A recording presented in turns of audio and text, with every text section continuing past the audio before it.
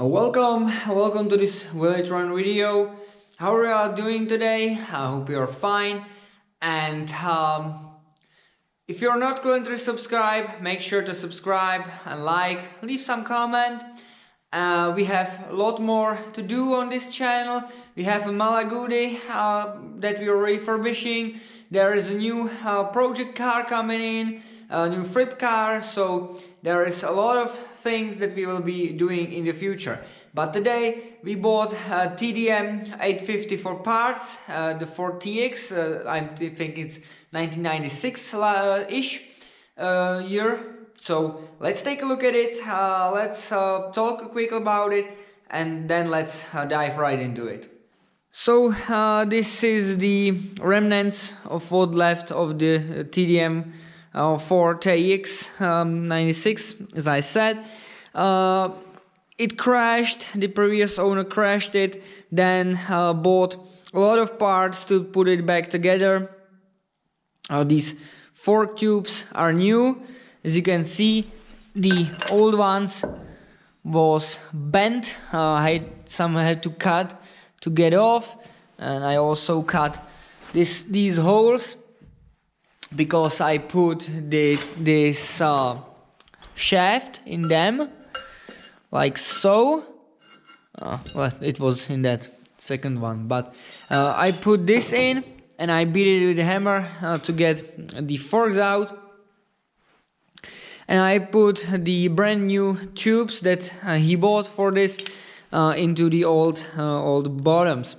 So as you can see, the lower triple clamp is bent. It's not lining up with the upper. This one does. And it came with a lot of parts, plastics, fairings. Here we have the tank, the back fairing, and the mask is there.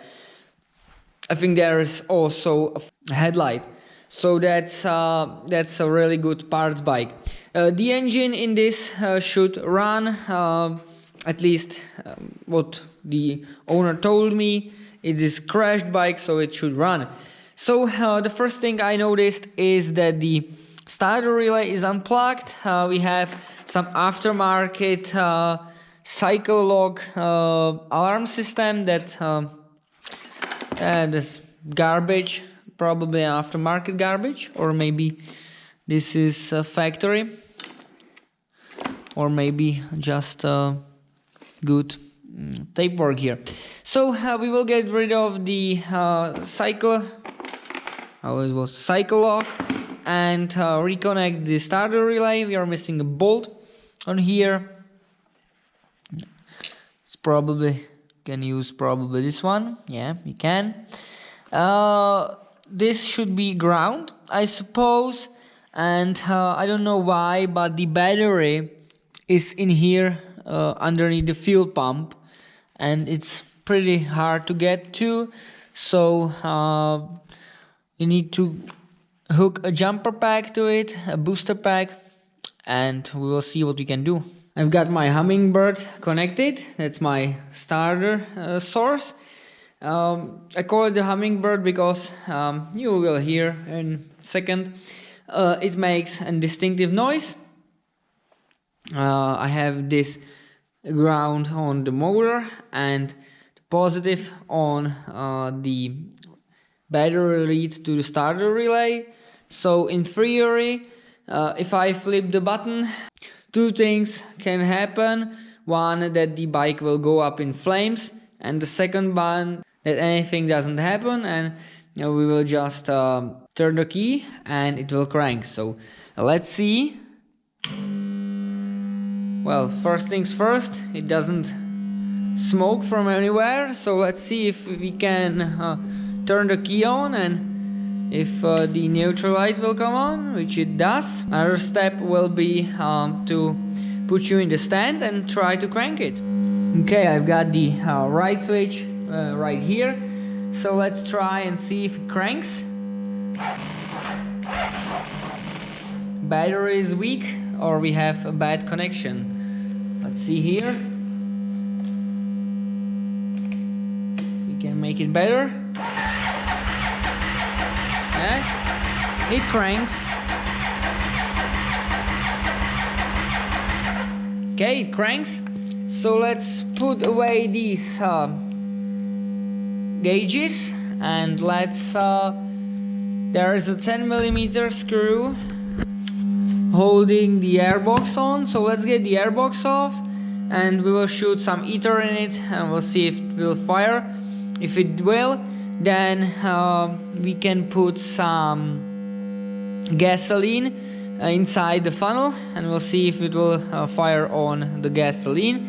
If it doesn't, we will pull the carbs, clean them in a sonic cleaner and repeat the process. So the 10mm is up here. Spin it off. Usually the grommets on these airbox are rock hard, so probably it will just simply lift off, but we'll see. And it does just lift off. And we have this vent tube.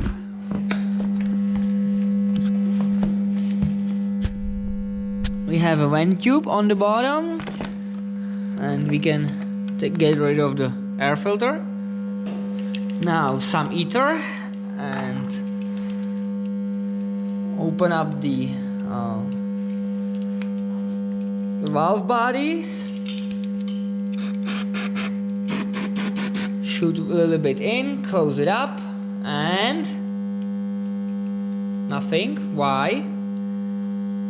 Yeah, our positive fell off.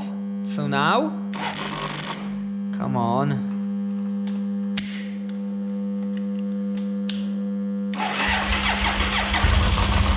Yeah, it runs.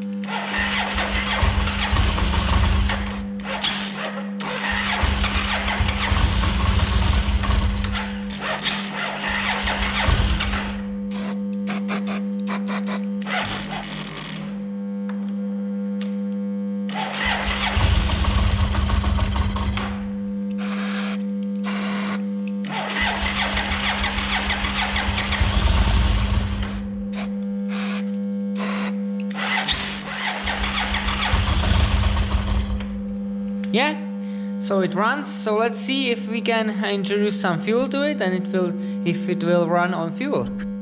So let's fill the funnel up.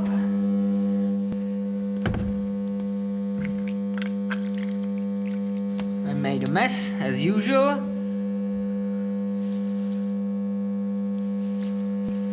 Now let's see here. We have the beans to crank it over. Let's see. Come on.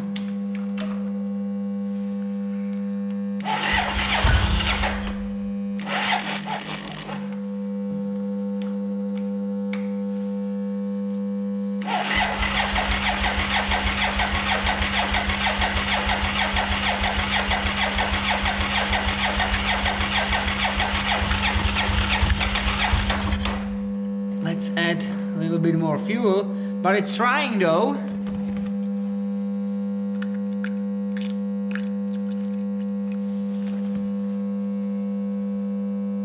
Carbs were probably completely dry, and this thing has a vacuum actuated fuel pump.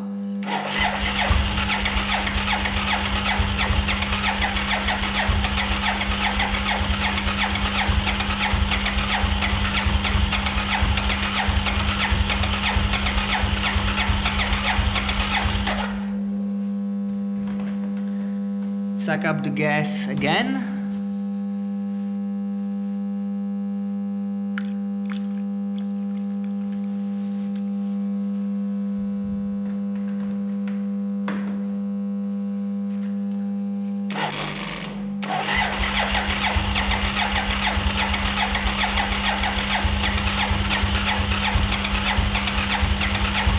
Come on, you can do it.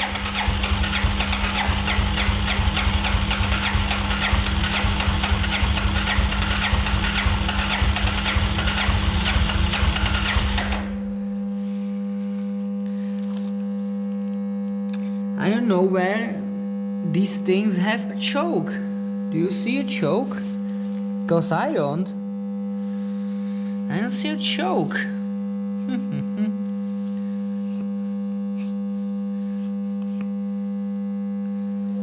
Well, let's help it a bit with just a little squirt of gasoline on the carbs.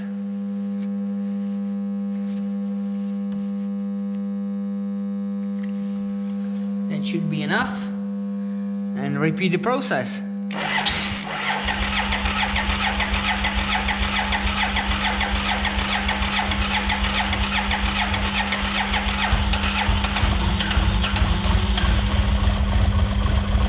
Come on, come on, come on, come on, come on. You can do it.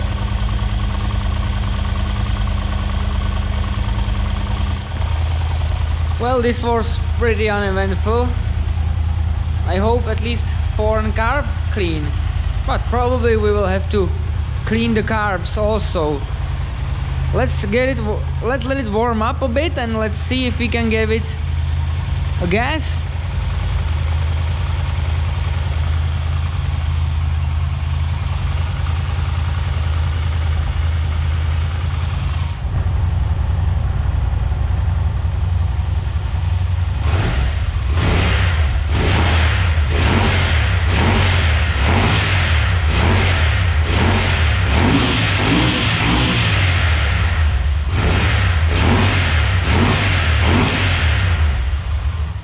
Well, this was short, so I'm really disappointed and happy at the same time, because this bike didn't make a great YouTube video, but it will make a good profit, because I paid $500 for this bike.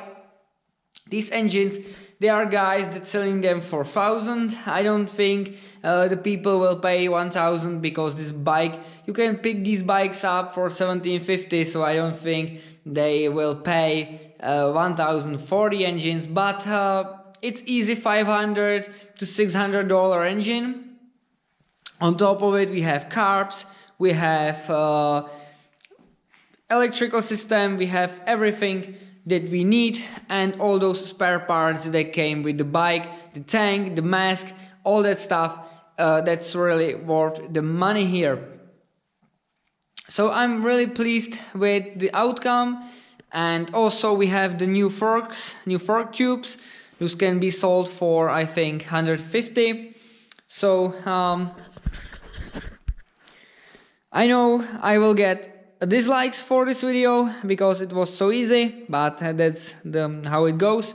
I'm not testing anything behind the camera, and this was just a quick video to show you what's going on in the shop. We have the GSXF 650 bandit here. This one runs. It didn't when I bought it because the previous owner took the gas out of it and disconnected the fuel pump and the fuel line. So when I turned the key on, nothing happened, and also the clutch switch was broken, so we hot wired it, and now you can see if it will crank. Come on, come on, you can do it.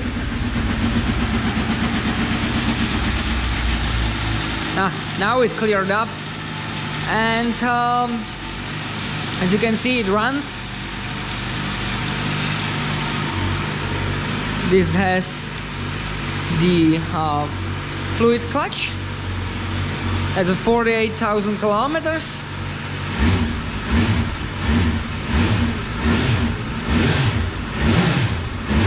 Does rev up quite nicely. Doesn't smoke. So I picked this one up for $700. Believe it or not, this bike will make a less profit than this TDM. And then last but not least, I just picked up this GS500 for $300. It has something to do with the electricity.